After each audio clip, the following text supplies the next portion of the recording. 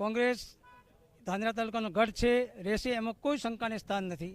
આ વખતે અમે ઉમેદવારો શિક્ષિત, યુવાન અને વડીલોને પણ સાથે રાખી અને ઉમેદવારી કરાવી છે.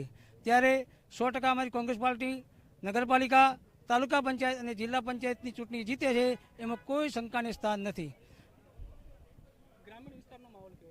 ગ્રામીણ વિસ્તારનો માહોલ બહુ સારો છે. લોકોને ભ્રષ્ટાચારથી ત્રાસી ગયા છે. ભ્રષ્ટાચાર સિવાય કશું થતું નથી. ગામડાનો વિકાસ થતો નથી. ટકાવારીનું પ્રમાણ બહુ ચાલી રહ્યું છે.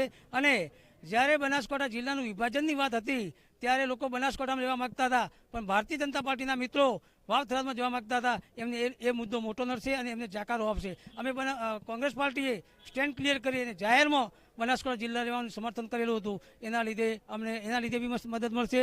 અને આ લોકોના સમયમાં કુશાસન ચાલે છે, કોઈ વહીવટ જેવું છે જ નહીં. લોકો કચેરી ધક્કા ખાય છે. ગામડાથી લોકો આવે છે, સવારે આવે, સોજે જાય, પાછા બીજા દિવસે આવે, કોઈ કામ થતું નથી. એટલે અમે 100% લોકોને ખાતરી આપીએ છીએ કે આ વખતે તાલુકા પંચાયત, જિલ્લા પંચાયત, નગરપાલિકા બની રહી છે, ત્યારે કોંગ્રેસ પાર્ટીને મદદ કરવા માટે પણ હું વિનંતી કરું છું.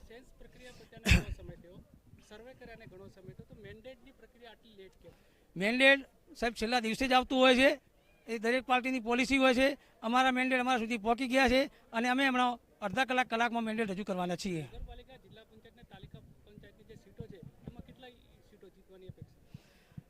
અમારી તાલુકા પંચાયતની 26 સીટો છે.